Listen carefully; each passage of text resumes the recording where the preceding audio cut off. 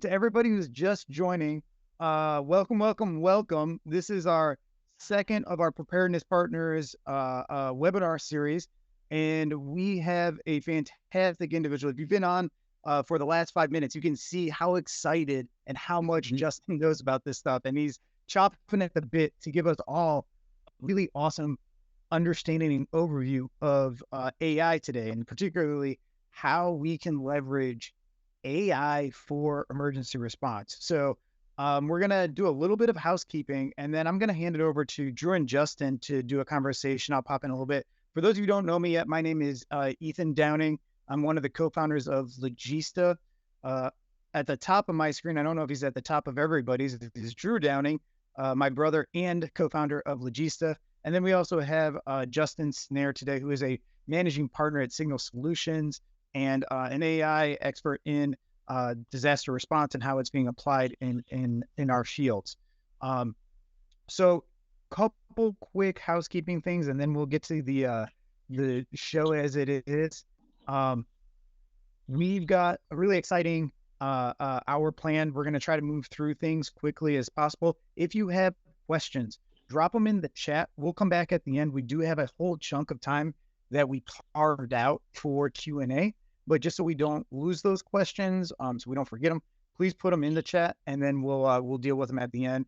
If you can introduce yourself in the chat, let us know where you're calling in from today, what your kind of existing AI knowledge is. If you rate yourself from 1 to 5, where are you on that spectrum? And if there's anything in particular you're curious about, drop that in the chat as well, so we can pull that back during the Q&A and address some of that stuff. Microphones are off currently, just so we don't have reverb and feedback, but I'll unmute those for the Q&A. And if you can, raise your hand as much as possible during that Q&A so we can kind of keep things as orderly as we can. So with that, I'll kind of hand it over to Drew. These are kind of some broad buckets we're looking at today, but it's going to be a free flowing. It's meant to be a discussion. And so Justin and Drew are going to do the heavy lifting with me kind of chiming in where I can. But I'm super excited. There's a ton of information here, and I can't wait to get started. So Drew, Justin, I'm going to hand it off to you, gentlemen. Cool. Thanks, E. See a lot of people here, Robert, Dave, other folks from last webinar. And so stoked to see people here. Justin, thanks for jamming with us today, educating us. I know there's a lot of different spots that people wrote in that we want to touch on. Again, as Ethan said, put it in the chat. We'll do some spots at the end.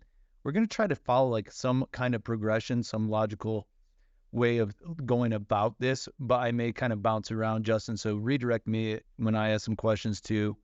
Try to keep us organized. But, let's first maybe just start with some of your background, Justin. As I was saying earlier, I think it's pretty relatable. You weren't created in some AI background lab. You came from, environmental health, preparedness, critical infrastructure. So could you share maybe a little bit about your background, what originally sparked your interest in exploring AI, and how it can maybe be applied in those areas where you came from?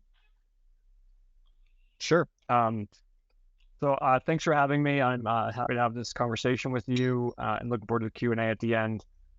So as Drew mentioned, I come from local public health after time in the military. I was in the Marine Corps. I came to public health not knowing much about it. And then very quickly, early on, 2007, 2009, we dealt with H1N1, we dealt with a bunch of crises. And I started looking for solutions that would help me do my regular day job, my blue sky job, while I was trying to take on all this other stuff. And I started making things with developers. And so it was very niche, custom solutions to problems that we were experiencing during H1N1. And that sort of set me off on this revelation that I could do my core job, do emergent jobs like preparedness or response, if I developed creative solutions and technologies for it. So that there's been this tendency of using tech to make my world easier going back to when I first started in public health. So I also have a very curious approach to things. I'm trying to collect puzzle pieces for a puzzle. I don't know what it looks like yet. And so I just keep assembling things that try and make sense to me. So I've jumped around between critical infrastructure, food security, chemical defense, homeland security, emergency management tech. So it makes sense to me. It makes sense to almost no one else. So, but it brought me to a point now in the past few years where I'm encountering a lot of my clients and colleagues who are just stretched thin, dealing with increasingly complex situations, but also dealing with a lack of data modernization, a lack of infrastructure, a lack of tech literacy. And so I just started paying attention to AI and seeing what it meant for me and my friends. And then because I am curious, I kept diving further and further down. You probably saw in the chat, I rate myself as maybe a 3 on the AI scale, but 5 on the why does it matter for us scale of relevance. So anyone who says they're an AI expert, I would question. The stuff is changing so fast right now that it's really hard to be an expert in it. What I'm good at is making sense of it as emerges and then contextualizing it to people I care about and my own work. So that's why I'm here today and been talking with everyone about AI now. So that's awesome. I feel like there's a direct correlation with like people who are curious and their need to make things smarter, not harder. Yeah, I mean, I have a fundamental laziness like deep in me where I just want to find like the path of least resistance to being done. And so sometimes that's not doing my job at all, or it's having other people help me, or sometimes just making stuff that automates, systematizes. Sometimes it's making AI tools now. It just makes everything easier. I'll get into why there's some risks to taking that easy button route, but like, it's just a desire to be efficient, I think. Yeah, 100%. Yeah. So before we kind of jump into AI, maybe breaking that down a little bit, why artificial intelligence and now for emergency management timeline? Why are those intersecting now? Why is it relevant for, folks who are all in public safety, public health, emergency management on this call? Why is that timeline relevant right now, in your opinion? Yeah. So, I break this down into like 2 core reasons. One, the current way of doing things, some of it's outdated and it hasn't been modernized. So whether it was AI or not, for a good portion of the field and profession, they're still doing things in a way that they did it 20, I'm not saying that one person, but the way it's been done for 20 or 30 years. It's largely paper-based. It's time consuming. It's not easy to extract learnings from it. It's not easy to share. It's not leveraging technology. So there's just this need to modernize entire areas of the profession. So that's one, whether it's AI or not. The other part is, if you look at emergency management as just almost like market drivers that we deal with, like there's an increased demand for emergency management. We have more frequent and more complex disasters occurring. Next, we do not have scaled resources to match this demand. We're not getting increasingly and matched increases in money, right? We're not getting more money to do the job. And you have, as it gets more and more complex, the people we do have are more and more tired. They're not able to do it forever at scale. So just pure market forces, we have to do more with the same amount of resources or less. And there's an expectation of you can't fail. So usually when you're in that environment, you turn to tools or some other optimization, something to help you. And so to do more with less, more frequently, I think a solution is to use AI. And that's basically my entire premise, is that we can't fail in our profession, and they're not coming with a blank check to say, hire everyone you need in order to meet the demand. So I'm turning to tools, and AI is one of them. I like how you said it's a tool, one of the tools, we always say in our toolbox. Right. Kind of, let me just put this out there because I think I'm kind of middle of the road. I like playing around sometimes with new technologies, but I also don't know what's a fad or not. And I don't know what AI can totally mean. So putting it bluntly, is AI hype?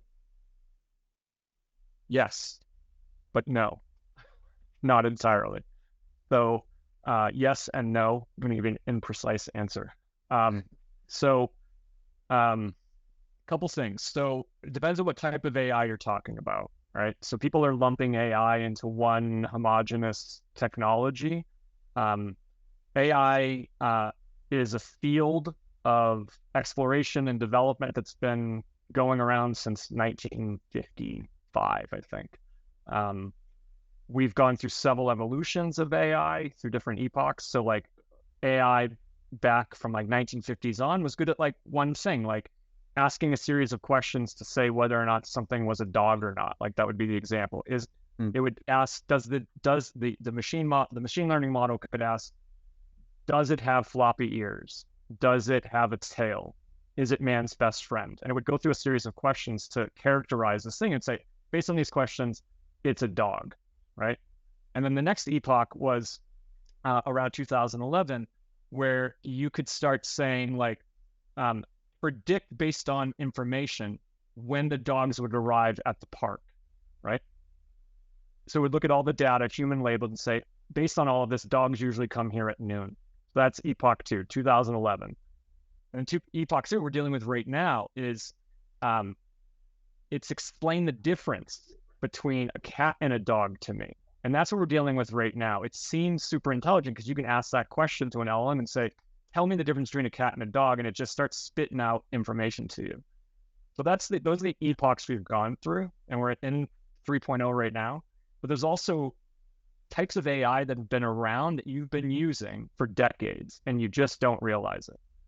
And so anyone who's on the fence with AI right now, I usually start with a challenging proposition that it's likely that 70% of you on this call have use AI every single day, multiple types of AI, but only like 40% of you actually realize that you're doing it. And so hype is, there's tons of hype around ChatGPT. It's brought it onto media. Like that's what's driving this webinar and the conversations we're having. But AI has been used in multiple types of AI for decades. Everything from weather apps to Spotify to Netflix recommendations to purchasing recommendations on Amazon, spam filters in your Gmail, cameras you're passing on the street, Ring cameras on your door. It's everywhere already. So this idea of whether it's hype, yes, whether it's not, there's parts that aren't, and whether it's going anywhere, it's been around for decades in our daily lives, not like on some shelf somewhere being used by a scientist. It's literally woven into our society already. So that part's not hype. The new stuff could be hype. So if I wasn't totally aware of that until you told me that right before we started. And it seems then the Chat GPT then is what kind of brought it to the surface then, for whatever reason, the media, or it's user friendly, or it's capable in doing something that we do. It's generating language and images and art, and it seems very human to us because it's replicating something that we do. Even the hallucinating and making things up, like it feels very human and capable, and we're speaking, writing like species, right? So when we find a tool that can replicate that, it seems like absolutely earth-shattering to us. So there's also a ton of hype. It's a land grab or a gold rush or whatever, frontier medicine, whatever analogy you want to use. Like there's tons of opportunity to make money around the current like emergence of generative AI, and I'll get into that what those mean. But like, there are some folks who are saying that their specific tool with Gen AI is the best thing ever, and they want you to buy it. It is a land grab, and 90% of those tools will just fail. Just like 90% of startups fail. Like they're trying to tell you that they're the best thing ever and that you should buy it. That's why it feels like hype. There are some that will survive. Can you dive in, Justin? Because I want to get to the application and, not only your thoughts, but your experience having worked with organizations on this and applying it to our field. But before we do that, I think it's helpful. Can you break down maybe the different types of AI, the different generations of those, the current kind of state of the art, and why those are different tools and one doesn't kind of work for all of them? And I think I might the slide for that. Yeah, Ethan, can you pull up the kind of poorly made blue circle? Yeah, absolutely. Give me 1 second while I fire that up. So while you're doing that, I'm going to give you some background. So let's break down AI into different parts. So I've already talked about machine learning models. Those are a type of AI that help make recommendations, and perform predictive analytics. Okay, you also have deep learning, which can power games and image generation and voice assistants like Alexa. You have generative AI like ChatGPT or Claude that produces new text, videos, or images. You have natural language processing, which enables chatbots, translation, and language analysis. You have robotic automations that combines AI with machines for like manufacturing and assistance and operations. It can be very precise in following set rules. And then you have a newer thing called reinforced learning, which optimizes software decision-making through like trial and error and reward systems. And so people use some of those things as like synonymous. So often you'll hear like machine learning being the same as like deep learning. The way that I do this, and this is probably butchering it from like a data scientist perspective, I think of AI as the universe and that in its entirety. It's this entire approach to recreate machines that can simulate or exceed human capacity. That's the universe. And then in that universe is a planet called machine learning. And then on that planet, there are several cities: deep learning, reinforced learning, natural language processing, computer vision, and robotic automation. All of those sit in machine learning. And then there's connections between them. They're not like a clear, like one is not separated from other. They're increasingly interconnected. And this is what this is trying to show you. Like Gen AI is becoming increasingly connected to other pieces. When you start having natural language processing connecting with robotics, you get more human interfaces and conversations with robots.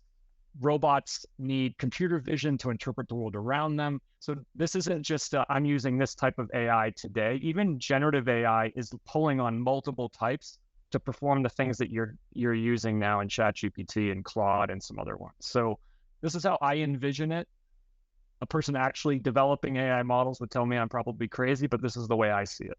And so like in this city, Gen AI is a district in the deep learning city, and it exports its creativity as a resource to all these other places, all these other cities on this planet. So now I think what you also asked is like, what is it suited for optimally? Yeah. Most of the time when I see people trying to use ChatGPT or generative AI to do something that's precise, they get bothered when it hallucinates or lies at them. It's because they're not using the right tool for what they're trying to do. So Ethan, can you pull up the possibilities to precision graphic? And so like the way I use this is that Gen AI and machine learning are kind of on different ends of the spectrum. They have overlap, they make use of each other, but Gen AI is really quite good at possibilities. And this isn't, I recreated this, but this is from a gentleman named Dan who posited this first to help explain things. But Gen AI is really good when you don't need a right answer. So I use Gen AI or suggest using it for counterfactual things like, I want you to help me design a scenario for an exercise. Perfect. It doesn't have to be true. It could be entirely made up. It's being creative. I want you to help me write a strategic plan based on some criteria. Perfect. It can write language. It can be creative. If I ask Gen AI to predict the next crisis, it would fail at it. It would give me an answer, but it would be terrible at it, and you shouldn't trust it because it's not trained to do that. It's trained at finding possibilities. What an LLM or ChatGPT, all it's doing is using math to figure out what is the most likely next thing in a sequence of characters or words. It seems intelligent, but it's not predicting anything in a grand scale. So you wouldn't use ChatGPT to tell you when the weather next month is. It could infer from data to say, oh, here's maybe what could happen, but I wouldn't trust it. Just like you wouldn't use a machine learning model that's been trained to play chess really well, or a deep learning model to play chess really well, and expect it to write you the lyrics of a song. Like you wouldn't use machine learning that's been trained to predict the weather to write lyrics, right? So finding the right tool for the right job is essential. Just like you wouldn't expect AI computer vision to help you design an exercise. It's not the right tool. So I think breaking AI down into its separate types is really important, because then you can start figuring out how you use the types appropriately, but also how to package them together to do a lot of capable things. So continue with that kind of thought, Justin, and doing some more application kind of to our field. Where does this fit in? Where can we leverage it to boost efficiencies, to make our jobs easier in emergency management and public health in that area? How does this apply, and where would you start? I can tell you where I am starting, or where I have. So I'll start where most of you probably started. I started poking around with generative AI like ChatGPT and Claude, and doing it a very basic way, through very almost like I was Googling it, like I was asking Google questions, and it produced but probably like the worst results you could get if you approach it differently. So I originally started with the way most people are using it, just using off-the-shelf LLMs or ChatGPT, asking it questions, not being satisfied with the answers, and then researching to say, okay, how do you structure your prompts? How do you ask it? How do you approach it to get better and better results?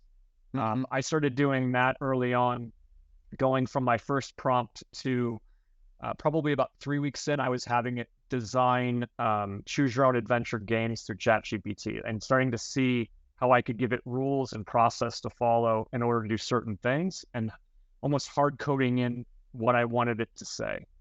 That eventually led to me realizing that it could be really good at helping design exercises in emergency management, that it needs to be creative. I could give it rules. I could give it a process. I could make it fill out documents. And so that's what I've been working on now is this. People will say that they think AI will make its big splash in terms of like predictive modeling for emergency management. I reject that. I think the place it's going to be is where do you need creativity and process? And it's currently pretty onerous. So some of the processes we do that you need creativity, but you're kept from doing it because you're documenting. I think that's where AI is going to help the most. Some of the first processes.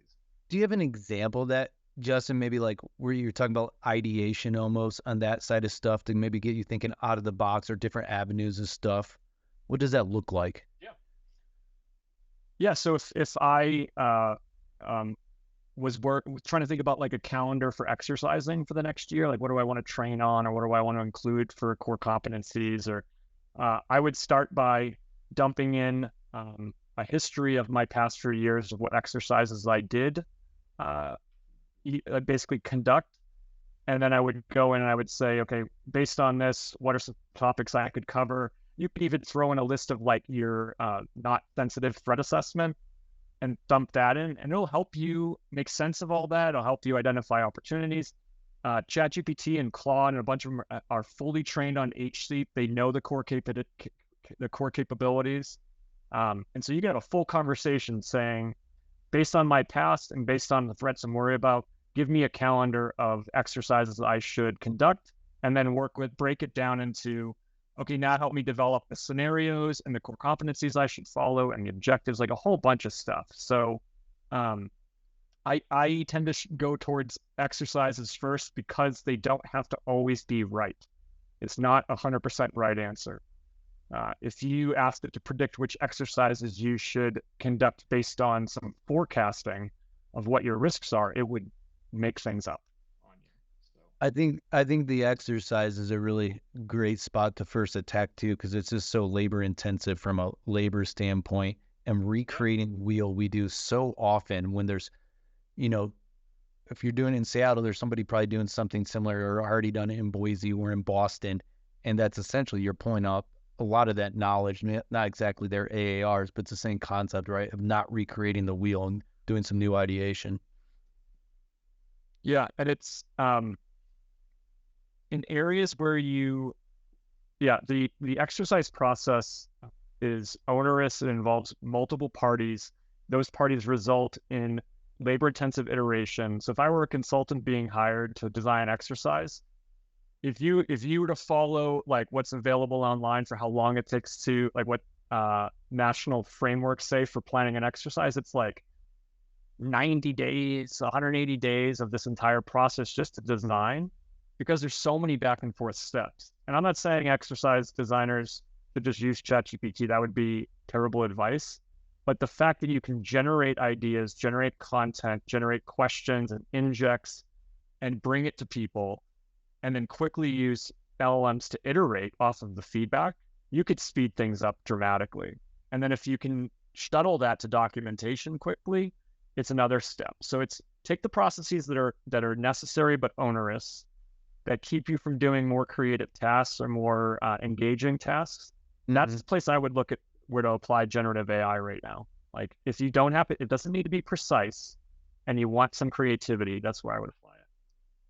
I have a couple questions I'm going to ask later on security and all that kind of stuff we can dive into. But, for me, one of the questions someone asked, and I had the same one I written down, how do you get good at asking that? You said start asking those questions. Do you got a prompt list? Is it practice? Get in there and get your, fingers dirty, and you get better like anything else with practice. When you start asking these questions, and when you're just exercise, for examples, how do you get good at honing that in? Yeah, so I tend to rag on pretty hard those that provide like the 1,001 prompts.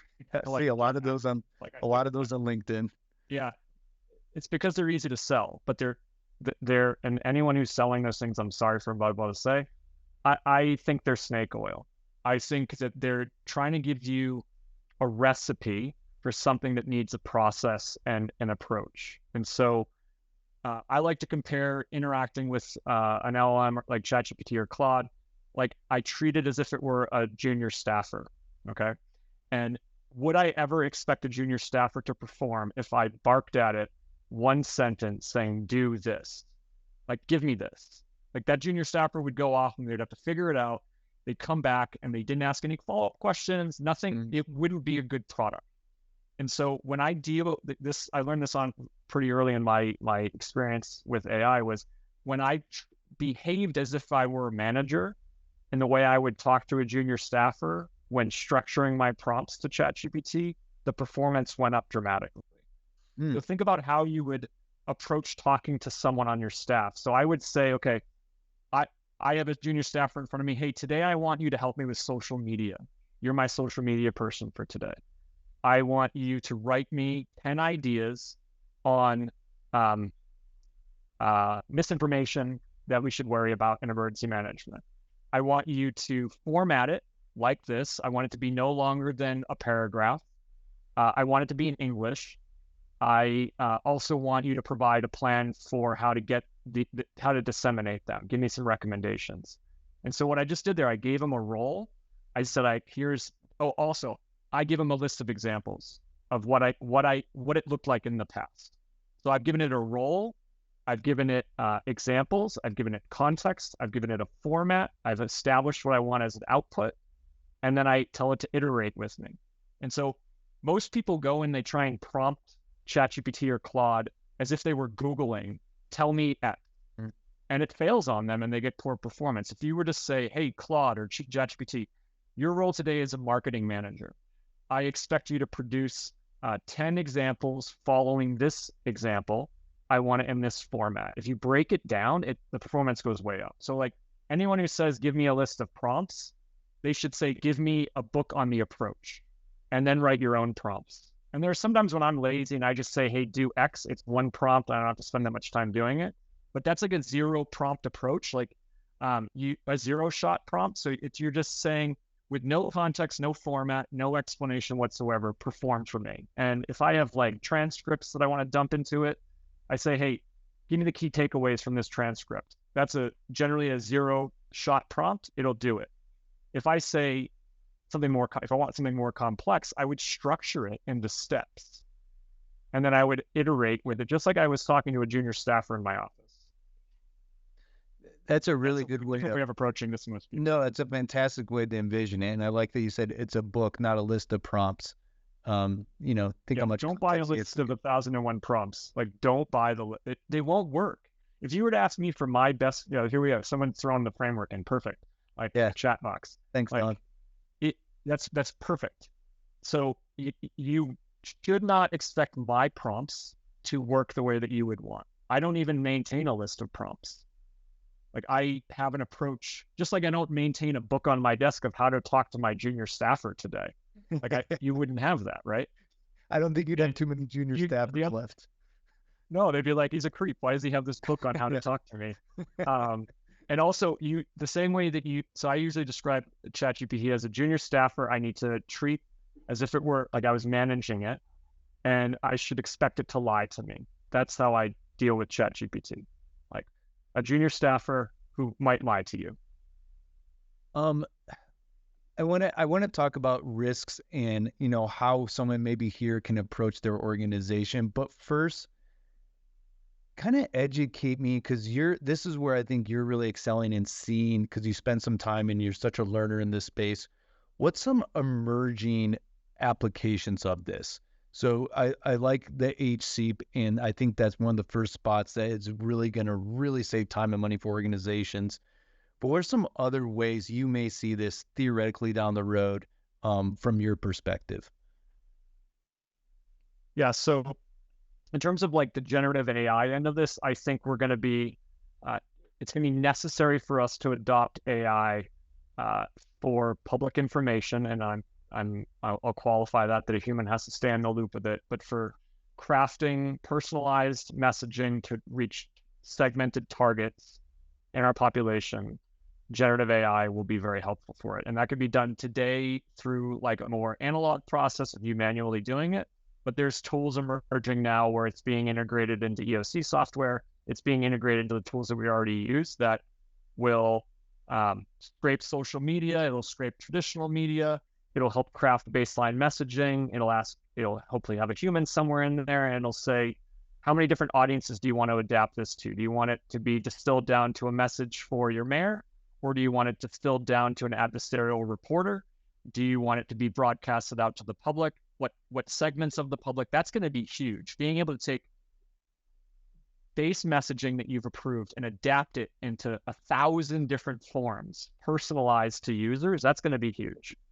That said, it shouldn't be AI said this and you push a button and it just pumps it out into the public. Like, you still have to do the public information officer step to make sure that what's going out is credible.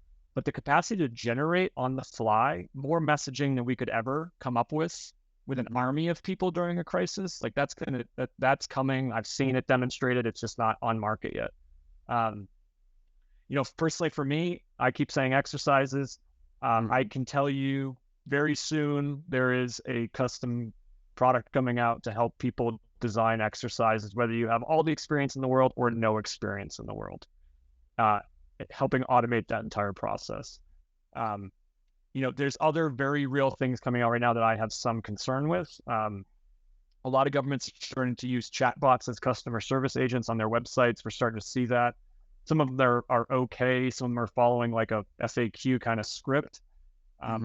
A bunch of them concern me. If you're successful at using an LLM to answer questions to the public, as I always tell every emerging manager, were you a part of the conversation from the beginning, and have you tested it to see how it responds during crises? So if you are successful in getting to go to your chatbot on your website to answer questions like, where's the parade today? Or what's my voting district? Will they come to it during an evacuation order or a disaster? And how will it perform then? Will it give that person the theoretical background of evacuation? Will it say, you know what, I think you're safe, you should stay in your house? Or will it direct you to an emergency manager? That's a use case that's happening right now that most emergency managers I've talked to have not been a part of the development of that tool when it's a direct interface with their population. So, and another one is computer vision for wildfires and other hazards. That's actually being deployed and piloted on. I think it's really good. It'll help watch for certain conditions and report and notify. Where I've seen it deployed so far, I couldn't tell if they actually had conversations with people about how they felt about having 24-hour surveillance pointed at them. So there's like a social side of this that needs to be addressed. Every single one of these use cases is a socio-technical problem. You can literally most likely do it with the tech, but you may disenfranchise, you may upset, you may put people out of work. It's a societal problem as much as it's a tech problem. And most people are just treating it like they're installing Excel on their computer. And Justin, you talked to me once before too on that societal or social side of it. You know, public health, anybody who's been trained in that or had their in emergency management too, it's the allocation of scarce resources. And one night you were playing around and you were telling me about a conversation that you started with it with, you know, hey, there's this many ventilators or this many medications. What population gets it? With and have a debate with these personas, right? Colin Powell, Maya Angelou, getting different layers. What was that like? Or Yeah, that was a weird experiment. So so I was creating multiple personalities in one chat interface, and I was using personalities that I knew would be in the training set for ChatGPT. So I was picking like famous people like Steve Jobs or like Warren Buffett or Barack Obama or something like that, and telling basically to have an argument with itself off of like a key debate. So in that case, I was saying, hey, we have limited resources. I want you from your various perspectives to debate this in front of me. And it did. I mean, it was complete nonsense, but like there's a usefulness to this in like crisis communication that there's some folks in Europe that are working on this. They're creating a tool that actually creates hundreds of separate characters, AI characters, all with a different role within a crisis response, and having them talk to each other around a scenario, and then fast forwarding that conversation for years forward and saying, then evaluating the output to say, what did these characters come up with as likely problems in this scenario? And so it's still pretty hacked together. They haven't done the analysis part, but if you could forecast out probable conversations and reactions over years during say a pandemic scenario, but have it in 5 minutes and then do something with that, that's a really good use of like an LLM. Like it could have these separate conversations based on personas. yeah, There's some other stuff that gets more complicated, but yeah, the multiple personality chat was interesting. You can also have one chat with it saying, I have these resources, what should I do? Who should get it? And it'll have a very, it seems very true conversation with you about what should happen. And it's also really scary because it will readily give bad information around crisis standards of care. I have an unpublished experiment where I was trying to make it write triage protocols for crisis standards that it spit it all out. I'm not a doctor, so I couldn't verify its accuracy, so I didn't release the experiment. But it gave tons of recommendations. But until I have someone to check it, it's not getting out in the world because it could be nonsense. Sure, it might just be more that, might be in that ideation lane, you know. Justin, this is I think a really good segue actually kind of to that final bucket of how do we responsibly implement this? So I saw there's been a lot of questions kind of popping up, and things on my mind are, you know, what are some of the risks and challenges, practical implementation? How do we go about this? What mistakes are organizations making when they implement the AI? What's overlooked? A lot of questions on sort of data and privacy issues as well. So kind of grouping that as one big kind of bucket for you to work through. Sure. How do we navigate this? Because there are some cool stuff, but you just highlighted a bunch of really scary stuff. And everybody's saying we need to be AI focused. How do we get there? And let me add another layer, Justin, too. You know, I'm a FEP manager with 15 capabilities I have with a dozen deliverables under each of those, and managing and integrating it, you know, into my other workload too. How do you do that, and how have you done that with kind of clients in the past? Sure. So I'm going to try and account for all of it, but I may just reject everything you just said and just do it in my own way. So I'm going to start with the risks, right? And then I'll get into how do we manage those risks, and then how do we kind of integrate it into like defensible, like how do we allocate it to billing? How do we allocate it to our work? Like how do you make sense of it? So Ethan, you said I gave you some stereo ones already. Those weren't even stereo. So I'm going to talk about risks. So those were like benign. I have a whole list of super steries. So I break this down into the AI used by us that becomes a crisis to be a responsibility, and then the AI that's used against us that becomes a crisis and it was malicious intent. All right. And so our irresponsible use of AI will become a crisis for your departments. If you implement a chatbot that answers questions, if you haven't tested it to how it performs during a disaster, and people go to it, that's a crisis in the making. It's irresponsible to put it out there. If you don't have the literacy in AI or in technology to ask the right questions about how that chatbot and what it's pulling on for AI, how it was trained, what are the biases, what was how did it acquire the training data, who could it possibly be disenfranchising, that's an irresponsible use. If you can't audit or ask the questions about how is this AI tool performing, you shouldn't use it, or find someone who can answer those questions for you. Same thing with, I see a big potential for using AI to help with resource management. You could technologically do that probably tomorrow. Like, get enough information in a database, apply the right AI to it.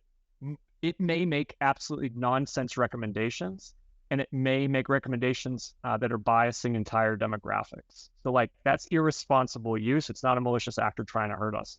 So I have a long list of questions that I want clients and emergency managers to ask. I can provide them in the chat after. There's like 10 key questions to ask before you touch AI.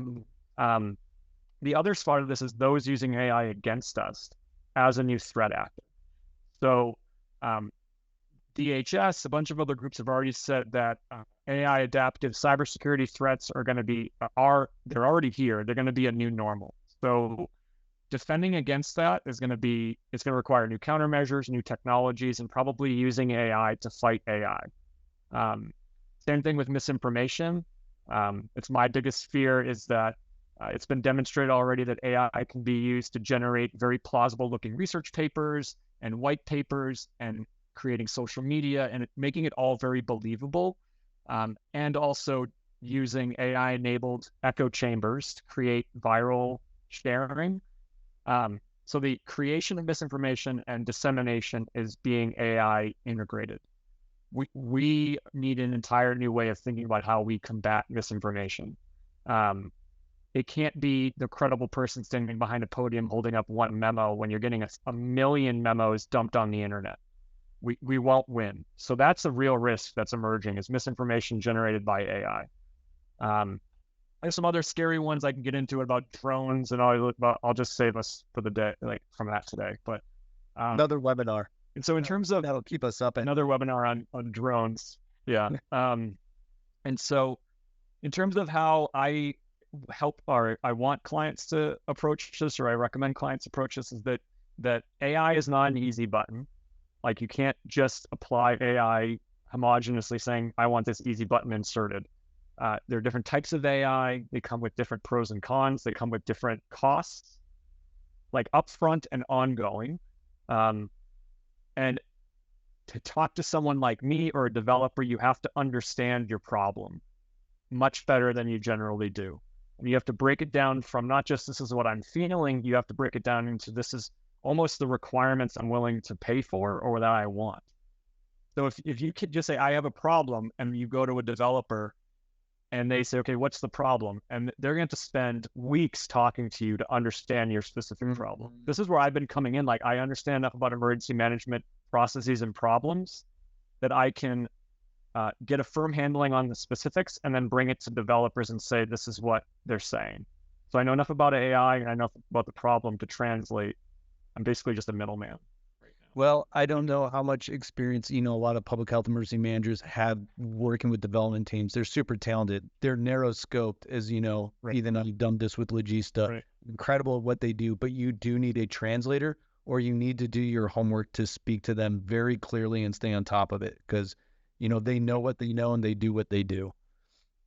Right. They have to know the problem. Like, I mean, with any tech startup, like, knowing the problem is one of the hardest things. And usually you have people who don't live the problem developing the solution, and it doesn't match what the needs are. So if you guys are ready to move from, I'm using off-the-shelf ChatGPT or Claude, and you're migrating towards, I want custom solutions for my problems, you're going to need to know what types of AI are available, how they kind of work, and then what your problems are. I was saying this in the pre-call of most people, when they think of how a computer works and how data moves around between systems, they have a pretty good mental image of what that is. They get it. They understand when they click on a screen, something happens, data moves from one place to another. They can visualize how the internet works, right? I type in here, something goes somewhere else.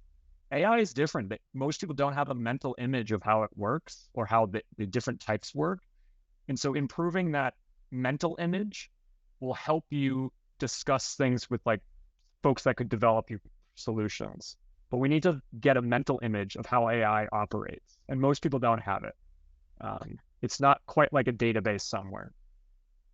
I want to save the last 10 minutes for some questions that we got and throw at you, but a few minutes left. You have any suggestions? You've done this and worked with clients. I'm fired up here. I got an idea for AI.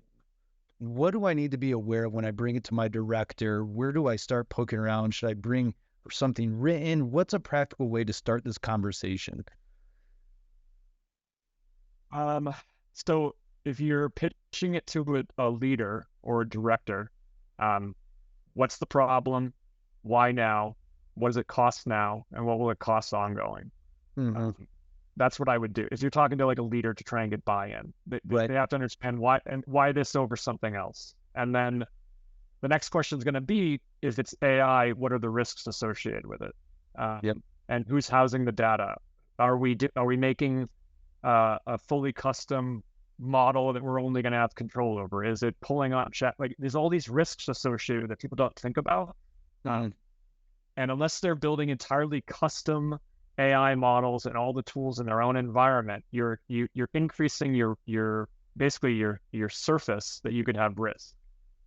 So if you're pulling on through an API to OpenAI's model, you're pulling on that. So you're opening up your surface for risk. So your data is being stored somewhere that's not in your environment. You could do it within like an MS Azure environment, and that gives you a little more control over it. But I'm working with a client right now that wants a solution to things that will require at least 3 separate third-party services to accomplish what they want. None of them are going to be housed inside their own like hosting environment. And each of them come with costs. And if you're using, most people don't realize this, if you're using ChatGPT or the API side of it, your success in that tool, the more it's used, the greater your ongoing costs will be. It's scaled. So every time I use the tool, when I call on something and it interprets what I'm saying and generates a response, if I do that once and it's successful, I know the cost. If 1,000 people in my organization are using it, you're going to have 1,000 times more cost than if it was just me doing it once. It's scaled to use versus like Excel, where you have a fixed price. Like you get the MS suite and you know the cost. And that's scary for leaders to say, like, you can't predict what the cost is going to be like every day. Like some people say their success in using AI is how many multiples of their API costs are from when they started, like that it's fully being used. But it scales with use. That could be an out of control train without some controls on it. And I'm discussing that with some clients right now. How do we social engineer controls versus adding in like data caps? With a lot of these, you can put in a maximum spend per month, but then your tool stops working if you reach that spend. Yeah. I want to jump into some questions before I forget to. Are you going to be at Preparedness Summit? I am. Right. So I have a couple things going on there. So I'm providing a session on a lot of this. During that session, I'll also be introducing a fully customized tool for exercise design for people to play with. We'll be doing some one-on-ones with people that want to. We'll walk them through that custom tool, and we're not selling anything. We're just trying to get feedback on a prototype. We also have an event called Ideas on the Edge, which is a little bit more than a happy hour, but not like no ties involved. But it's a summit adjacent event in which we're having 5 or 6 speakers come up and basically do stand up around innovative perspectives. Yeah, and so that's available. If you're at the Prep Summit, it's free tickets to this thing. We're hoping like 100 people come and just sort of hack out ideas and talk. There's some other events we have going on, but I'll be there the whole week. Awesome, Smart. That's fantastic. Someone asked an important question, I think. Where can you get vetted info for staying afloat for this, right? Do you look at journals? Do you follow people on LinkedIn? I get a lot of mine from you, so I shared your LinkedIn because I think you're sharing other people's and you're constantly active, so that's helpful for me. Where do you get your info? Where do you recommend? It's really going to come from what angle you're looking for. I think at the level most people on this call may be concerned with, they don't need to know how the tech works. They need to know what the tech can do, and they need to know how to be strategic in being innovative. So there's some really, I can give a list at the end, but there's some very good thought leaders on LinkedIn that are not getting deep into the weeds of how it all works. Like, I don't understand how it all works. It seems like absolute magic to me when I talk to the developers. But there's some really good folks that are saying, this is what this means, and this is what you can do with it. And this is how you should approach creating your own custom solutions, or what you should concern around privacy. Like, that's the level I'm in between. Like, I know a little bit more than most about how this stuff works in order to talk to developers. And there's this whole rung of people that are very high level, like, how do we strategize? How do we be effective? How do we be ethical and responsible? How do we develop this, like, from a tool perspective? Like, I don't know how the insides of Excel is working. I don't know how that works. It just does, right? So I know when I need to do something in spreadsheets, I'm probably going to reach for Excel. So I learned how to use Excel to the extent that I can make it do things for me. I think that's the level most of us should be at. But if you try and do Excel things in a Word document, you're going to be disappointed, right? So you need to know the difference between what these tools can do. Like, if you try to make a table in a Word document, it's going to be terrible, right? So upsets everyone. I think that makes sense, because I think a lot of people here are masters of numb into disasters, right? We know who to call, what resources they have, where to pull them, where they fit in the sequence, but we don't have to know everything about it. Right. Kind of be the gentlemen, right? Of us, we're all done. In the name of time, I want to give, we got time for maybe a couple questions. I just want to pause for a moment, see if there's any questions. I know Justin went through and kind of explained a lot of the questions that I saw popping up in the chat. Hopefully we hit all those. Like Drew said, Justin's LinkedIn is in there. I follow him. Drew follows him. That's how we got connected, because he posts a lot of really good, thought-provoking content. So definitely connect with him there. But if anybody has a question for Justin that we didn't cover, use the raise hand function. We can kind of get you in. Otherwise, we can kind of continue the conversation as you guys were. Yeah, Justin, as people raise their hand, one things I know I saw that come up again and again, how do you vet security, or which platform would you use? What do you need to know regarding security? If you're uploading AARs and stuff like that, what should we be aware of? Don't put anything into a third-party AI that you don't already have public, or you don't care about its security. So I would not put anything to do with people's names, budgets, salaries. I don't even use it for looking at resumes, especially you can anonymize resumes, but there's still, like, characteristics that that the AI can pull on that'll give it a bias. I treat AI as if it were a bench in a park.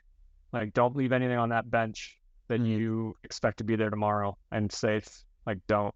But that said, you can have environments in MS in other ways that it's a walled garden, that you should approach that, talk to your IT folks, and that you can determine what your risk tolerance is.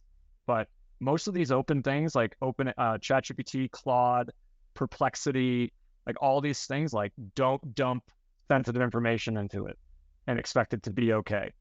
Like, so most of the time you could opt out if you're using the ChatGPT Teams environment, not to be confused with MS Teams, but the team version of ChatGPT, you can opt out of your data being used to train the model.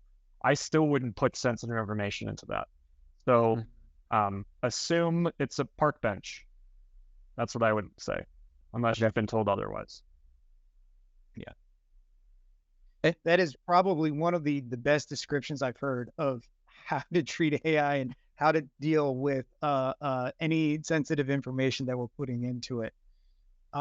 For anybody who is, you wouldn't have a conversation about like someone's performance on your team sitting on a park bench, right, with like a bunch of people around. So don't do it with an AI.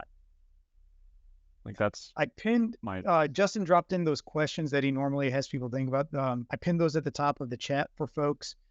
If you scan this QR code, it should also generate Justin's contact information for you. We also got his email on the screen. So if anybody needs that, it's there for you. In terms of so first of all, Justin, want to thank you for your time today. Sharing that with us so graciously and helping all of us better understand this very quickly evolving landscape. So thank you very, very much for being here today and joining. Yeah. Do you want to take on any more questions or have time? Do we have anybody else? Any other questions? The other thing is we will be sharing this video. So if you didn't catch everything, we are recording it. So don't worry, we will share that with everybody. So if you need to go back and listen a couple times, like I generally do at 2 times speed, feel free to do so. And there'll be a lot of, I think, good information on SIGNL as well. I got a couple updates, and then if we have a few minutes left, we can kind of continue the conversation. This is, like I mentioned, the second of our Preparedness Partner webinar. If you know somebody like Justin who's working on an interesting topic and you want to nominate them, or if you want to get them kind of on our radar, that would be really useful for future webinars. We're always looking for recent responses, lessons learned, or innovative thinking and best practices. You can go to the logistaresponse.com website. If you click on webinars, there's a form that folks can fill out. In terms of other things, just want to flag that if anybody is looking for an LMS, please reach out to us. We've been doing a lot of work. We've been talking with Justin for some good ideas on how to implement AI in this. So that is another thing that we're working on, and we know there's crossover with folks there. So with that note, I'm going to open it up one more time to see if anybody has questions, comments, thoughts before signing off for the day. Justin, I got one for you as people, if anyone raises their hand. What kind of project gets you excited? A client approach you, a prospect, etc. What kind of gets you excited? What does that look like? You want a real answer? A massive problem with a blank check. That's what I would love. But I never get that. So a problem that gets me excited, or a project that gets me excited with this is hard, involving a lot of different people and perspectives, something that hasn't been done before, something that lets me kind of fill this space of translator. That's on that kind of the tech build side. I'm also getting really excited and enjoying working with organizations to just make sense of all this before they start writing policies. Like a lot of groups are starting to do that. They're writing policies before they understand what they're making policies for. So I love getting in early in a conversation with an organization to help improve their literacy on AI, help them identify a couple roadblocks they're going to run into if they start writing policies right away. Yeah. And also how to avoid just like, here's a bunch of money to a guy like me and say, build something without thinking it through. Like there's going to be a lot of people like me saying, I can solve all your problems with AI. It's an easy button. It's just going to cost you $1 million. And then they do it in a really bad way and it's not sustainable. It's not ethical. So equally happy to talk to people about how to approach this as I am to come in and help actually build solutions. Kind of signing off here, Justin. Any other last thoughts you want to leave? Thesis? Any other things you want to plant in people's brains? Appreciate again your time. Thank you for everything you do in this space for us. I think it's desperately needed. I think we're going to have to do another one of these, maybe with a more narrow topic and get some other people involved. But anything else you want to leave folks with as we sign off? Yeah. I've had to date over 200 conversations with emergency managers and AI developers and policy folks. I love having the conversations. So my email was there really for you to reach out to me and schedule a call and we can chat. Happy to have conversations, and I'm not selling anything other than I'm just as curious as you are. So that's why I want to have, I'm 200 calls to date in the past 11 months. Holy smokes. Please email me. Yeah, it's been a lot.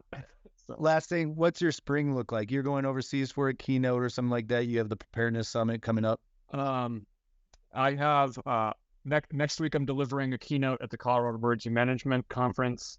and a workshop where we'll be using the exercise design prototype for a little while. And then also it's more about how do people feel about doing part of their job with AI and something that's been built for them. And then I think 8 or 9 other speaking engagements. Also in April, I'll be in Ohio at their Ohio Emergency Management Conference giving a general session. So there's, I think 9 or 10 between now and May. Different speaking engagements. It's just, I don't know what's going on. It just happens. And last question, most important to me, growing up in Colorado, you're a Colorado guy. Where's one of your favorite underrated spots for people when they come out and check out Colorado? I'd say Evergreen, Colorado, where I live. All right. It's my favorite spot, and I'm never leaving. So Evergreen's great. So I'm sure other people would come up with it, but I'm a trail runner, so I have 50 years worth of trails to run from my house. So this is the best spot. So love it. Yeah. Cool. Great. Well, thank you, Justin. Thanks everybody for jumping on. We'll see Justin either on another webinar or we're in Cleveland. We'll see everybody else hopefully in Cleveland too at the Preparedness Summit, or another webinar. Thank you, everyone.